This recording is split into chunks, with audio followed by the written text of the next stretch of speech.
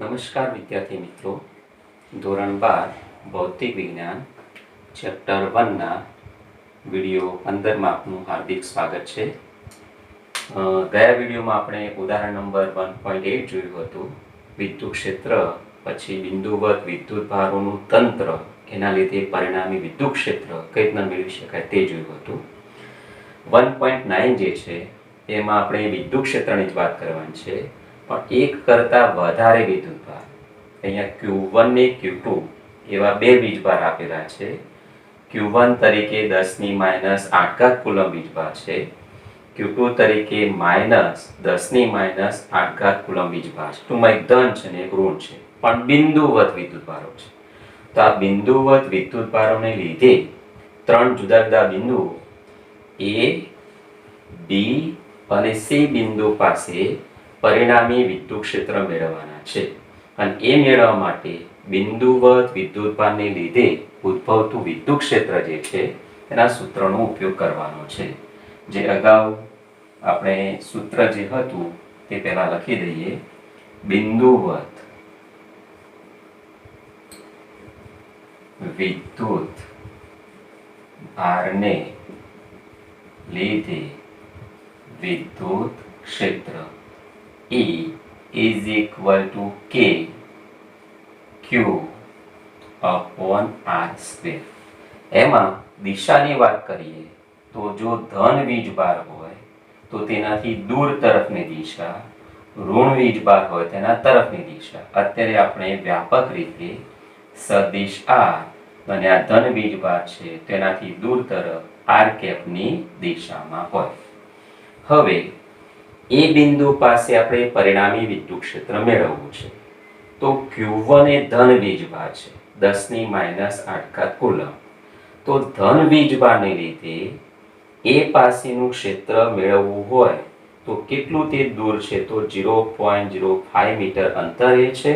અને ધન વીજભારને લીધે ક્ષેત્ર એનાથી દૂર તરફની દિશામાં. આપણે તો સમીકરણ 1 અનુસાર લખીએ કે સમીકરણ 1 અનુસાર Q1 વિદ્યુત ભારને લીધે બિંદુ A પાસે વિદ્યુત ક્ષેત્ર કેટલું હોય તેનો સંકેત આવો આપીએ. 1 ને લીધે A પાસે અને તેનું મૂલ્ય K Q1 upon R square, જેના મૂલ્યો ડાયરેક્ટ મૂકી દઈએ. K એટલે 9 × 10⁹, Q તરીકે Q1 ને Q1 એટલે 10⁻8 કુલમ છે. અને અંતરની વાત કરીએ તો 0.05 આખાનું સ્ક્વેર કરીશું. અને આની ગણતરી કરતા જેમ કે 0.05 છે એને ઘાતાંકના સ્વરૂપે લખીએ તો 9 × 10⁹ અને -8 એટલે રહેશે 1/5 જે છે 0.05 એને 5 × 10⁻², અને આખાના સ્ક્વેર તરીકે લખી શકાય. ઉપર થયા 90, નીચે 25 × 10⁻⁴. અને આનો ભાગ ચલાવીએ તો જવાબ આપશે 3.6 × 10⁴ ન્યૂટન પર કુલમ. પરંતુ તેની દિશા કઈ? તો પોઝિટિવ વીજભારને કારણે ક્ષેત્રની દિશા એનાથી દૂર તરફ, એટલે આને બુકમાં જમણી બાજુ એવું લખ્યું છે. જમણી બાજુ કે ડાબી બાજુ, અથવા આવું પણ લખી શકાય તમે Q1 થી A તરફ અથવા Q1 થી Q2 તરફ. પણ બુક અનુસાર જવાબ લખીએ તો જમણી બાજુ A અથવા જમણી બાજુ તરફ. આ જ પ્રમાણે બીજો વિદ્યુતભાર Q2 જે ઋણ છે, તો ઋણના લીધે ક્ષેત્ર એના તરફ હોવાનું. એટલે Q1 ને લીધે અને Q2 ના લીધે બંને લીધે વિદ્યુત ક્ષેત્ર એક જ દિશામાં મળે છે. તો બીજાનું ક્ષેત્ર મેળવી અને માત્ર સાદો સરવાળો કરવાનો છે. તો આ અનુસાર લખી દઈએ. તે જ રીતે Q2 વિદ્યુત ભારને લીધે બિંદુ એ પાસે વિદ્યુત ક્ષેત્ર E2A છે Q2 એના લીધે એ પાસેનું વિદ્યુત ક્ષેત્ર, જેમાં મૂલ્ય તો એનું એ જ રહેશે 9 × 10⁻⁹ 10⁻⁸ upon 0.05 હોલ સ્ક્વેર, અને એનો આન્સર 3.6 × 10⁴ ન્યૂટન પર કુલમ, અને એની દિશાની વાત કરીએ તો જમણી બાજુ તરફની દિશામાં છે. માટે એ જે છે બિંદુ એ પાસે Q1 અને Q2 ને લીધે પરિણામી વિદ્યુત ક્ષેત્ર EA કેટલું થશે? તો E1 ને લીધે એ પાસેનું અને 2 ને લીધે એ પાસેનું બંને સમાન હોવાથી 3.6 અને ઘાત પણ સમાન છે તો બમણું થઈ જશે. એટલે ડાયરેક્ટ લખી દો તો પણ ચાલે. 36 × 72 7.2 × 10⁴ ન્યૂટન પર કુલમ, અને કઈ બાજુએ, કઈ તરફ, કઈ દિશામાં? તો જમણી બાજુ તરફ. આમ અત્યારે કોઈ નિર્ધારિત દિશા x અક્ષ કે y અક્ષ એવું કશું આપેલું નથી, તો જે રીતે આપણને બુકમાં આન્સર આપે એ રીતે લખી શકાય, અથવા બીજું Q1 થી Q2 તરફ એવું પણ લખી શકો, B થી A તરફની દિશામાં એવું પણ તમે ઉલ્લેખ કરી શકો. આ જ રીતે બી બિંદુની વાત કરીએ. બી બિંદુ પાસે Q1 ના લીધે વિદ્યુત ક્ષેત્ર એનાથી દૂર તરફની દિશામાં હોવાનું, અને Q2 ના લીધે વિદ્યુત ક્ષેત્રના તરફનું હોવાનું, તો આ બંને દિશા પરસ્પર વિરુદ્ધ છે. એટલે એક છે તે મૂલ્ય વધારે, બીજું મૂલ્ય ઓછું, અને એક પ્લસ ને બીજું માઇનસ, તો બાદબાકી કરીને પરિણામ મેળવી શકાય. પેલા Q1 નજીક છે એનું ક્ષેત્ર વધારે હોવાનું, તેની વાત કરીએ તો હવે સમીકરણ નંબર 1 પરથી ડાયરેક્ટ લખી દઈશું. સમીકરણ 1 પરથી Q1 ને લીધે બિંદુ B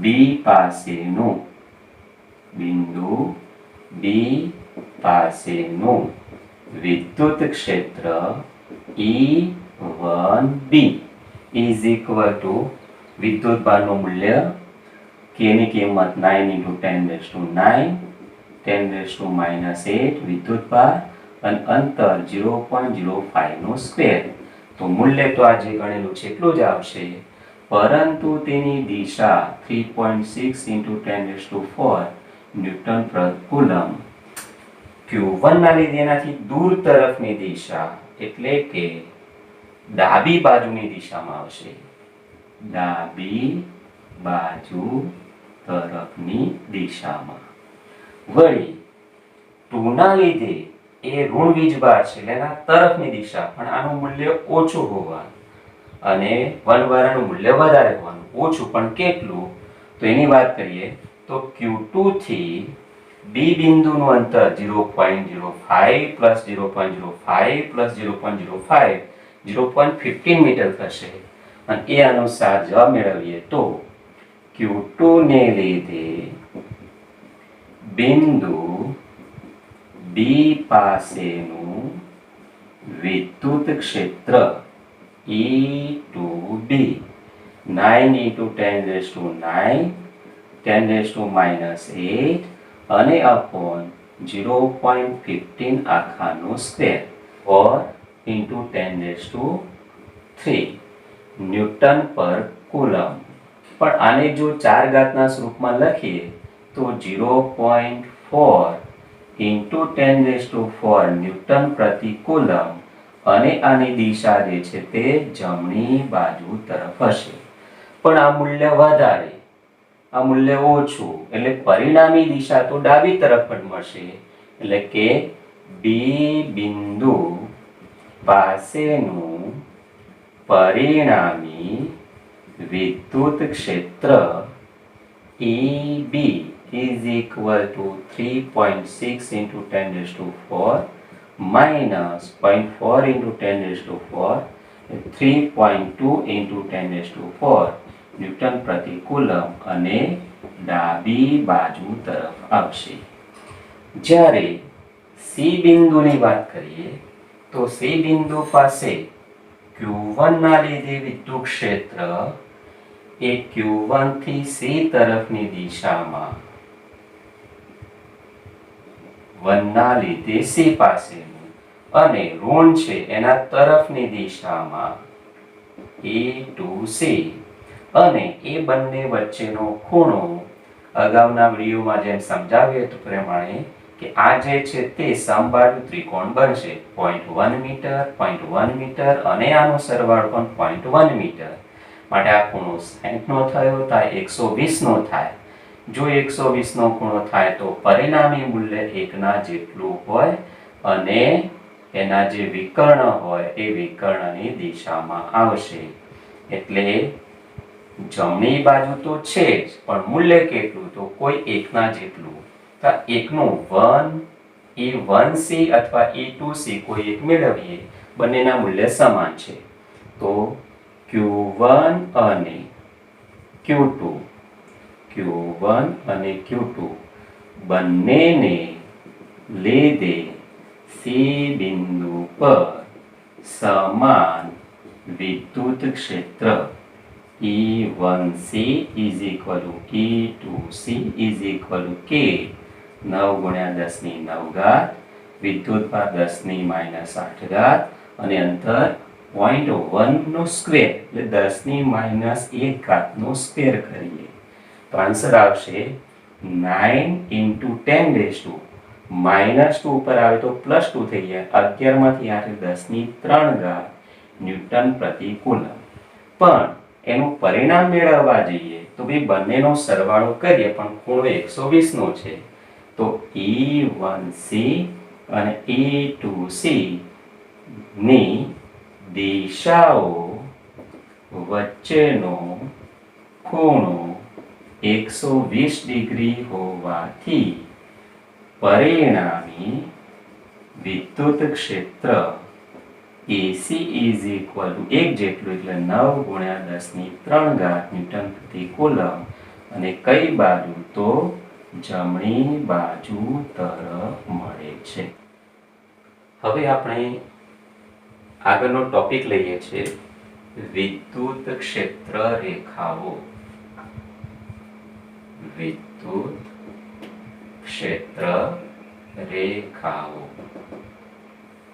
તો આ ટોપિકને સમજવા માટે પહેલા તો એક બાબત આપણે જાણીએ જ છે કે વિદ્યુત ક્ષેત્ર સદિશ રાશિ છે. વિદ્યુત ક્ષેત્ર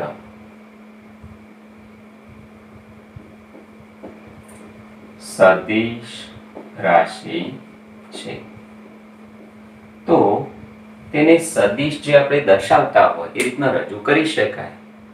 કોઈ કઈ રીતે તો ધોરણ 11 માં આપણે ચેપ્ટર 4 ની અંદર સમતલમાં ગતિ જેમાં સદિશો આવતા હતા એમાં આવી વાત કરતા હતા કે સદિશને આકૃતિ સ્વરૂપે રજૂ કરી શકાય અને આકૃતિ સ્વરૂપે રજૂ કરવા માટે તીર દોરવામાં આવે છે અને એ તીર જે છે એમાં બે ભાગ હોય તમને ખબર હોય તો તીર જે છે એમાં આગળનો જે એરો જેને આપણે શીર્ષ કહીએ છીએ એ શીર્ષની દિશા જે દિશામાં રાશિની અસર પ્રવર્તી હોય રાશિની અસર થતી હોય એ દિશામાં રાખવામાં આવે છે અને શીર્ષ કહેવાય અંગ્રેજીમાં હેડ અને એને ટેલ અથવા પૂંછ કહેવાય. અને આ તીરની લંબાઈ એ રાશિના મૂલ્યના સમપ્રમાણમાં રાખવામાં આવે છે. તો અહીંયા વિદ્યુત ક્ષેત્ર સદિશ રાશિ છે તો એને પણ વિદ્યુત ક્ષેત્રને સદિશ રાશિની જેમ આકૃતિ સ્વરૂપે એટલે કે તીર વડે દર્શાવી શકાય. પણ વિદ્યુત ક્ષેત્ર જે છે એ તો બિંદુવત વિદ્યુતભારથી જેમ અંતર વધે તેમ અંતરના વર્ગના વ્યાસ પ્રમાણમાં તેનું મૂલ્ય તો ઘટે જાય છે. બિંદુવત વિદ્યુતભાર છે ધારો કે, તો બિંદુવત વિદ્યુતભારનું વિદ્યુત ક્ષેત્ર સદિશ E એની આપણે ચિત્રાત્મક રજૂઆત કરવી છે. તો સદિશ E જે છે એ વિદ્યુતભાર જે છે એ વિદ્યુતભારથી અંતરના વર્ગના વ્યસ્ત પ્રમાણમાં હોવાથી અંતર વધે તેમ ઘટે છે.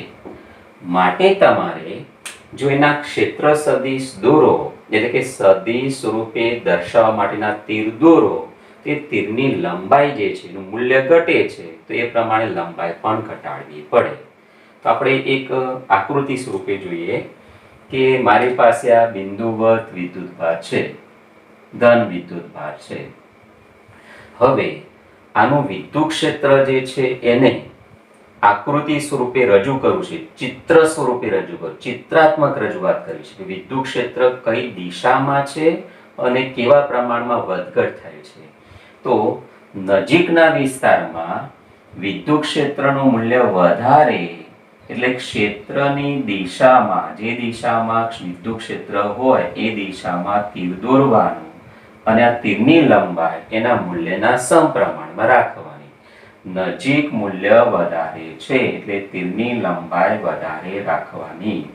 નજીક મૂલ્ય વધારે છે એટલે તીરની લંબાઈ વધારે રાખવાની. નજીક મૂલ્ય વધારે એટલે તીરની લંબાઈ વધારે રાખવાની. હવે આગળ જતા, એનાથી દૂર જતા વિદ્યુત ક્ષેત્રનું મૂલ્ય ઘટે, પણ દિશા ધારો કે એની એ છે. ધન વીજભારનું વિદ્યુત ક્ષેત્ર એનાથી દૂર તરફની દિશામાં હોય છે, ત્રિજ્યાવર્તી દિશામાં, દૂર તરફની દિશામાં હોય છે. તો આ ત્રિજ્યાવર્તી દિશામાં આપણે વિદ્યુત ક્ષેત્રની દિશા દર્શાવી તો આ સદિશો જે છે એ સદિશો એ દિશામાં દોરીએ તો છે, પરંતુ દૂર જતા મૂલ્ય ઘટે છે, માટે તેની લંબાઈ ઘટાડવી પડે. તેની લંબાઈ ઘટાડવી પડે. આમ વિદ્યુત ક્ષેત્રની ચિત્રાત્મક રજૂઆત કરવા માટે આપણે દોર્યા ક્ષેત્ર સદિશો. ક્ષેત્રની દિશા અને મૂલ્ય દર્શાવતા સદિશો દોર્યા કહેવાય. ત્રિજ્યાવર્તી દિશામાં વિદ્યુત ક્ષેત્ર છે ધન વીજભારનું અને એનાથી દૂર તરફની દિશામાં છે. તો આ રીતના વિદ્યુત ક્ષેત્રની રજૂઆત કરી શકાય. હવે આ જે તીર દોરો છે વિદ્યુત ક્ષેત્ર છે, તો એને તમે જાણો છો કે વિદ્યુત ક્ષેત્ર એટલે એકમ ધન વિદ્યુતભાર પર લાગતું બળ. તો આ અહીંયા કોઈ એકમ ધન વીજભાર મૂક્યો હોય પૂછ ઉપર, તો તેના પર લાગતું બળ જે છે એ બળ પણ દર્શાવે છે એમ કહેવાય. તીર જે આપણે દોરીએ છીએ, સદિશ જે દોરીએ છીએ, તે સદિશ અથવા તીર સદિશ એ શું દર્શાવે છે? વિદ્યુત ક્ષેત્ર દર્શાવે છે. અને વિદ્યુત ક્ષેત્ર એટલે શું? તો આ તીર જે છે એ તીરના પૂછ પર મૂકેલા એકમ ધન વિદ્યુત ભાર પર, એકમ ધન વિદ્યુત ભાર પર લાગતું બળ દર્શાવે છે. વ્યાખ્યા પ્રમાણે વિદ્યુત ક્ષેત્રની જે વ્યાખ્યા છે એ પ્રમાણે અહીંયા મેં એકમ ધન વીજભાર મૂક્યો હોય તો તેના પર જે બળ લાગે એ બળનું મૂલ્ય અને દિશા આ તરફ હોય છે. હવે આ જે વિદ્યુત ક્ષેત્રના સદિશો દોર્યા, એ સદિશોને જો એક જ દિશામાં હોય એવા સદિશોને જોડી કાઢીએ અને જે સળંગ રેખા બને, સળંગ વક્ર બને, તે સળંગ વક્રને જ વિદ્યુત ક્ષેત્ર રેખા કહે છે. ફરીથી વિદ્યુત ક્ષેત્રને સદિશ રૂપે દર્શાવીએ એટલે તીર દોરીએ છીએ. તીર દોર્યા તો તીરના મૂલ્ય જે છે, તીરની લંબાઈ જે છે તે દૂર જતા હોય તેમ ઘટતા જાય છે. અલગ અલગ આપણે દોરીએ છીએ, પરંતુ એક જ દિશામાં જે તીર છે, સદિશો છે, ક્ષેત્ર સદિશો છે, એને જોડી કાઢીને સળંગ રેખા દોરી કાઢીએ તો એ જ વિદ્યુત ક્ષેત્ર રેખા થઈ જાય છે. એક જ દિશામાં આવેલા ક્ષેત્ર સદિશોને વિદ્યુત ક્ષેત્રના સદિશો એટલે કે તીરને જોડતા બનતી સળંગ રેખાને ને જ ક્ષેત્ર રેખા કહે છે. વિદ્યુત ક્ષેત્ર રેખા કહે છે. હવે આ વિદ્યુત ક્ષેત્ર રેખા તો દોરી કાઢી, પણ આપણે તો વિદ્યુત ક્ષેત્રની ચિત્રાત્મક રજૂઆત કરવા માટે દોરવાનું છે. તો પ્રશ્ન એ થવાનો કે અગાઉ તો આપણે તીરની લંબાઈ મોટી તો આગળ વિદ્યુત ક્ષેત્ર પ્રબળ, તેની લંબાઈ ઓછી તો વિદ્યુત ક્ષેત્ર નિર્બળ. એટલે વિદ્યુત ક્ષેત્રની મૂલ્ય જે છે એની માહિતી મળતી હતી. આ તો માત્ર દિશાની માહિતી મળશે, મૂલ્યની માહિતી કઈ રીતના મળશે? તો એમ કે છે કે મૂલ્યની માહિતી હવે જે જગ્યાએ ક્ષેત્ર રેખાઓ નજીક હોય તેઓ આગળ વિદ્યુત ક્ષેત્રનું મૂલ્ય વધારે ગણાય અને છૂટી હોય તેઓ વિદ્યુત ક્ષેત્રનું મૂલ્ય ઓછું ગણાય. ક્ષેત્ર રેખાઓની ગીચતા વધારે તેઓ વિદ્યુત ક્ષેત્ર પ્રબળ, ક્ષેત્ર રેખાઓની ગીચતા ઓછી તેઓ આગળ વિદ્યુત ક્ષેત્ર નિર્બળ. તો એ બાબતને સમજવા માટે હજુ આપણે થોડુંક અલગ પ્રકારે આકૃતિ દોરીએ. આ દ્વિપરિમાણિક આકૃતિ આપણે દોરી છે. હકીકતમાં વિદ્યુત ભારનું વિદ્યુત ક્ષેત્ર જે છે એ તો ત્રિપરિમાણ હોય. ધારો કે મારી પાસે આ બિંદુવત વીજભાર અહીંયા છે, તો આ બિંદુવત વિદ્યુત ભારમાંથી વિદ્યુત ક્ષેત્ર ઉપર તરફ, નીચે તરફ, ડાબી બાજુ, જમણી બાજુ, આગળ પાછળ ત્રિપરિમાણિક અવકાશમાં છે. એક ક્ષેત્ર રેખાઓ પણ ત્રિપરિમાણિક અવકાશમાં હોય છે. ત્રિપરિમાણિક અવકાશમાં ની સાપેક્ષ ઘનતા જે છે એના પરથી વિદ્યુત ક્ષેત્રની તીવ્રતા, પ્રબળતાનો ખ્યાલ આપી શકાય. એ માટે મેં અહીંયા એક આકૃતિ દોરી રાખી છે. ઉગમ બિંદુ પર જ આવેલો સ્મોલ ક્યુ બિંદુવત વીજભાર છે અને તેમાં ત્રિપરિમાણમાં વિદ્યુત ક્ષેત્ર રેખાઓ મેં દોરી કાઢી. અહીંયા ક્ષેત્ર સદિશો બધા હતા, એ બધાને જોડી કાઢી એટલે ક્ષેત્ર રેખાઓ બની ગઈ. હવે બિંદુવત વિદ્યુતભારથી જેમ અંતર વધે એ અંતરના વર્ગ પ્રમાણે વિદ્યુત ક્ષેત્રનું મૂલ્ય ઘટે છે. તો તમે જુઓ તો અંતરના વર્ગ પ્રમાણે એક ક્ષેત્ર રેખાઓને આવરી લેતું ક્ષેત્રફળ એ વધે છે, અંતરના વર્ગના સમપ્રમાણમાં વધે છે. એટલે ક્ષેત્ર રેખાઓની સંખ્યા પૂરેપૂરી નજીકમાં હોય તો ક્ષેત્રફળ નાનું, એ બધી ક્ષેત્ર રેખાઓને ધારો કે ઘેરી લે છે. તો દૂર જાઓ તો ક્ષેત્રફળ મોટું, એની એક ક્ષેત્ર રેખાઓને ઘેરી લે છે. કાયમ કહે છે કે ક્ષેત્ર રેખાઓની સંખ્યા જુદા જુદા બિંદુ પાસે જે તમે ક્ષેત્રફળ લો છો એ ક્ષેત્રફળમાંથી પસાર થતી ક્ષેત્ર રેખાઓની સંખ્યા અચળ રહે એ પ્રકારનું મળે છે. હવે એ બાબત તો બરાબર છે, પણ મુખ્ય વસ્તુ આપણે આ સમજવાની છે કે ક્ષેત્ર રેખા જે છે ત્રિપરિમાણમાં છે. ક્ષેત્ર રેખાઓ ત્રિપરિમાણમાં, વિદ્યુત ક્ષેત્ર ત્રિપરિમાણમાં છે. માટે તો ક્ષેત્ર રેખાઓ જે છે એની ગીચતા પરથી, સાપેક્ષ ઘનતા પરથી વિદ્યુત ક્ષેત્રની પ્રબળતા નક્કી કરવાની છે. તો અહીંયા તમે જુઓ કે બિંદુવત વીજભારથી નજીક એવું R બિંદુ છે અને S એ દૂર બિંદુ છે. તો R પાસે ક્ષેત્રફળ ખંડ લીધો છે અને S પાસે પણ ક્ષેત્રફળ ખંડ લીધો છે. તો આ ક્ષેત્રફળ ખંડ એ ક્ષેત્ર રેખાને લંબ રૂપે લીધેલો ખંડ છે. બંનેના ક્ષેત્રફળ સમાન છે. તો આમાંથી પસાર થતી ક્ષેત્ર રેખાઓની સંખ્યા વધારે, જ્યારે આમાંથી ક્ષેત્ર રેખાની સંખ્યા ઓછી. ક્ષેત્રફળના મૂલ્ય સમાન પણ પસાર થતી ક્ષેત્ર રેખાઓની સંખ્યા વધારે, તો ત્યાં આગળ પ્રબળતા વધારે, પ્રબળ વિદ્યુત ક્ષેત્ર વાળો વિસ્તાર છે. અને ક્ષેત્ર રેખાની સંખ્યા ઓછી તો નિર્બળ ક્ષેત્ર વાળો, વિદ્યુત ક્ષેત્ર વાળો વિસ્તાર છે એમ કહેવાય. સાપેક્ષ ઘનતા પરથી વિદ્યુત ક્ષેત્ર રેખાઓની સાપેક્ષ ઘનતા પરથી વિદ્યુત ક્ષેત્રની પ્રબળતાનો ખ્યાલ મેળવી શકાય છે. પણ પ્રશ્ન એ છે ક્ષેત્ર રેખાઓ કેટલી દોરવી? ક્ષેત્ર રેખાઓ અનંત દોરી શકાય, જેટલી દોરી હોય, કોઈ વધારે દોરે, કોઈ ઓછી દોરે. ધારો કે અહીંયા આપણે ક્ષેત્ર રેખાઓ જે છે એ 1000 દોરી, તો એકમ ક્ષેત્રફળમાંથી 10 ક્ષેત્રફળ રેખાઓ પસાર થાય તો વિદ્યુત ક્ષેત્ર 5 ન્યૂટન પ્રતિ કુલમ છે. ફરી એકવાર 10,000 ક્ષેત્રફળ રેખાઓ દોરી તો 10 ક્ષેત્રરેખાઓ પસાર થાય ત્યાં આગળ વિદ્યુત ક્ષેત્ર 5 છે. તો જો આગળ 3 જ પસાર થાય તો વિદ્યુત ક્ષેત્ર કેટલું? તો ત્રિરાશિ મૂકી ગણી શકાય કે 10 એ 5 છે તો 3 એ કેટલું? એ પ્રમાણે તમે વિદ્યુત ક્ષેત્રની ક્ષેત્રરેખાઓની સાપેક્ષ ઘનતા જે છે એના પરથી વિદ્યુત ક્ષેત્રની પ્રબળતાનો ખ્યાલ મેળવી શકો છો. પણ પ્રશ્ન એ છે કે ક્ષેત્રરેખાઓ જે છે તે એની સંખ્યા જે છે તે એ અંતર સાથે વિદ્યુત ક્ષેત્ર જેમ અંતરના વર્ગના વ્યાસ પ્રમાણ બદલાય છે એમ એકમ ક્ષેત્રફળમાંથી પસાર થતી ક્ષેત્રરેખાઓની સંખ્યા જે છે એ પણ અંતરના વર્ગના વ્યાસ પ્રમાણમાં બદલાય છે. જેવું મળે તો જે વિદ્યુત ક્ષેત્રનો નિર્દેશ કરે છે એમ કહેવાય, એની પ્રબળતા નિર્દેશ કરે છે એમ કહેવાય. તો એ બાબતને આપણે ચોકસાઈપૂર્વક આકૃતિ જે દોરી રાખી છે એમાંથી ગણતરી કરીને સમજીએ. ફરી એકવાર, વિદ્યુત ક્ષેત્ર એટલે શું?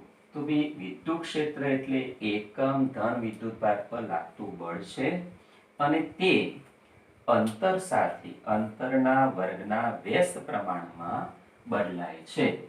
તો અહીં આપણે એ સમજાવવું છે કે ક્ષેત્રરેખાઓની સંખ્યા એકમ ક્ષેત્રફળમાંથી પસાર થતી ક્ષેત્રરેખાઓની સંખ્યા પણ એ અંતરના વર્ગના વ્યસ્ત પ્રમાણમાં છે. એ સમજવા માટે આ બિંદુવત વીજભાર સ્મોલ ક્યુ છે જે ઉગમ બિંદુ પાસે મૂકેલ છે. તો ઉગમ બિંદુ પાસે આ R1 અંતરે આવેલ એક ક્ષેત્રફળ છે. એક ક્ષેત્રફળ વડે આંતરાતો ઘન કોણ ડેલ્ટા ઓમેગા છે.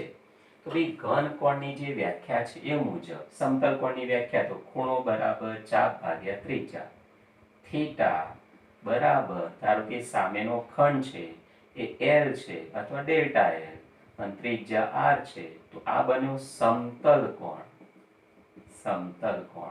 પણ ઘન કોણની વ્યાખ્યાની વાત કરીએ તો ઘન કોણ ડેલ્ટા ઓમેગા બરાબર delta S upon R square.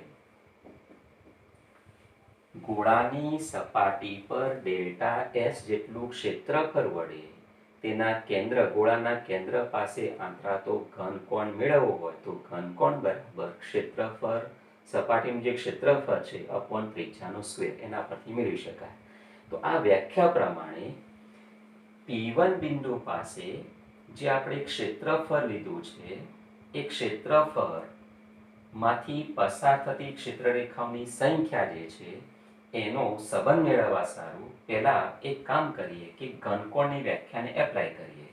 ભાઈ ઘનકોણની વ્યાખ્યા ડેલ્ટા ઓમેગા આ P1 પાસેના ક્ષેત્રફળ માટે તો ત્યાં આગળનું ક્ષેત્રફળ ડેલ્ટા S1 કહીએ અને ત્યાં આગળની ત્રિજ્યા કેટલી તો R1 થશે. R1 OP1 is equal to R1 નામ આપ્યું છે. R1 નો સ્ક્વેર થશે. હવે તે જ પ્રમાણે P2 બિંદુ પાસે પણ એનો એ જ જેટલો એરિયા છે એના કરતા મોટો પણ એનો એ જ ઘનકોણ આંતરે છે.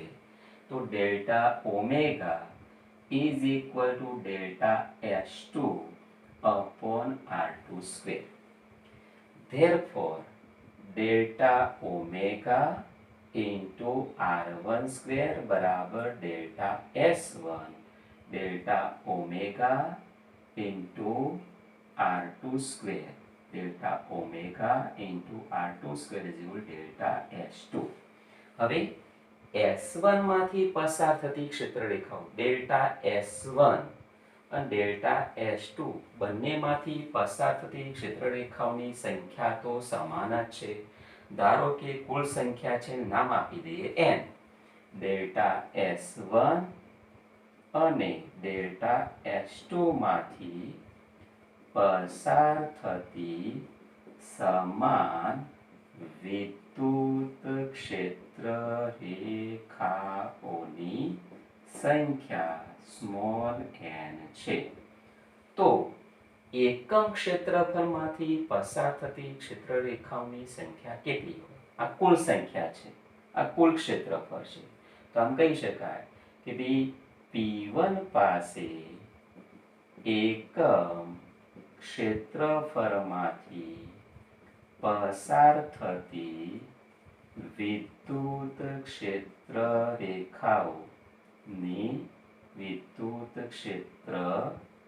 રેખાઓની સંખ્યા બરાબર કેટલું? તો કુલ સંખ્યા ભાગ્યા કુલ ક્ષેત્રફળ.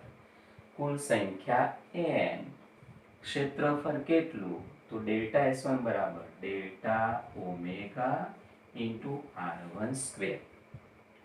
તે જ પ્રમાણે P2 બિંદુ પાસેની વાત કરીએ તો P2 પાસે પણ એકમ ક્ષેત્રફળમાંથી પસાર થતી વિદ્યુત ક્ષેત્ર રેખાઓની સંખ્યા બરાબર કુલ સંખ્યા તો એટલી જ છે, પણ ક્ષેત્રફળ ડેલ્ટા S2 છે, માટે n upon delta omega R2 square. આમાં n અપોન ડેલ્ટા ઓમેગા તો સમાન છે. એનો મતલબ એ થયો કે આ અચળ છે તો ચલે છે 1 અપોન R1 સ્ક્વેર, ચલે છે 1 અપોન R2 સ્ક્વેર. વાતને સમજો. P1 પાસે એકમ ક્ષેત્રફળમાંથી ક્ષેત્ર રેખાઓની સંખ્યા જે પસાર થાય એ ક્ષેત્ર રેખાઓની સંખ્યા તેના અંતરના વર્ગના વ્યસ્ત પ્રમાણમાં હોય છે. O થી એટલે કે બિંદુ વચ્ચે વિસ્તારથી અંતરના વર્ગના વ્યસ્ત પ્રમાણમાં છે. P2 પાસે અંતર આટલું થઈ ગયું, તેના અંતરના વર્ગના વ્યસ્ત પ્રમાણ. હવે આપણે જાણીએ છીએ વિદ્યુત ક્ષેત્ર જે છે એ બિંદુ વચ્ચે વિસ્તારથી અંતરના વર્ગના વ્યસ્ત પ્રમાણમાં હોય છે, માટે એકમ ક્ષેત્રફળમાંથી પસાર થતી વિદ્યુત ક્ષેત્ર રેખાઓની સંખ્યા એ વિદ્યુત ક્ષેત્ર જે છે એની પ્રબળતાનો ખ્યાલ આપે છે. ટૂંકમાં સમપ્રમાણમાં છે. એટલે આમ તમે કહી શકો કે જેમ એકમ ક્ષેત્રફળમાંથી પસાર થતી ક્ષેત્ર રેખાઓની સંખ્યા વધારે તેમ વિદ્યુત ક્ષેત્ર વધારે. એટલે E ચલે છે કોઈ પણ બિંદુ પાસે ક્ષેત્ર રેખાને લંબ એવા એકમ ક્ષેત્રફળ માંથી પસાર થતી વિદ્યુત ક્ષેત્ર રેખાઓની સંખ્યા, વિદ્યુત ક્ષેત્ર રેખાની સંખ્યા એના સમપ્રમાણમાં વિદ્યુત ક્ષેત્ર હોય છે. અને એથી તમે ડાયરેક્ટ કહી શકો કે અહીંયા વિદ્યુત ક્ષેત્ર રેખાઓ, ચલો ભાઈ એકમ ક્ષેત્રફળ લઈએ તો વધારે પસાર થાય, એટલું ક્ષેત્રફળ અહીંયા લઈએ ઓછી પસાર થાય, એટલે પ્રબળતા ઓછી, અહીંયા પ્રબળતા વધારે. તો આ પ્રમાણે સરખામણી કરી અને વિદ્યુત ક્ષેત્ર રેખાઓ પરથી વિદ્યુત ક્ષેત્રની તીવ્રતા, પ્રબળતાનો ખ્યાલ મેળવી શકાય છે. હવે વિદ્યુત ક્ષેત્રની એક વ્યાખ્યા તો આપણે આપી કે ક્ષેત્ર સદિશોના જે તીર હતા એને એક દિશામાં હતા એને જોડી કાઢીએ તો એ જે તૈયાર થાય એ રેખાને વિદ્યુત ક્ષેત્ર રેખા કહેતી. તો આવા ધન વીજભાર માટે અને ઋણ વીજભાર માટે Q is greater than 0 તો ક્ષેત્ર રેખાઓ તમને એ વિદ્યુત ભારથી દૂર તરફની દિશામાં અને ઋણ હોય તો વિદ્યુત ભાર તરફની દિશામાં મળશે. પરંતુ બે પ્લસ પ્લસ હોય, પ્લસ માઇનસ હોય તો એમાં વક્ર સ્વરૂપે વિદ્યુત ક્ષેત્ર રેખા હોય છે. તો એ કારણસર વિદ્યુત ક્ષેત્ર રેખાની બીજી એક વ્યાપક વ્યાખ્યા આપી છે. વિદ્યુત ક્ષેત્ર રેખાની વ્યાપક વ્યાખ્યા. વિદ્યુત ભાર તંત્રના આસપાસના વિસ્તારમાં દોરેલો એવો વક્ર કે જે વક્ર પરના તમામ બિંદુએ દોરેલો સ્પર્શક તે બિંદુ પાસે પરિણામી વિદ્યુત ક્ષેત્રની દિશામાં હોય તો એ આપણને વિદ્યુત ક્ષેત્ર રેખા તરીકે વર્તી આપે છે. ફરી વિદ્યુતભાર તંત્રની આસપાસના વિસ્તારમાં દોરેલો એવો વક્ર કે જે વક્ર પરના તમામ બિંદુએ દોરેલા સ્પર્શક તે બિંદુ પાસે પરિણામી વિદ્યુત ક્ષેત્રની દિશામાં હોય તો તેવા વક્રને તેવા વક્રને વિદ્યુત ક્ષેત્ર રેખા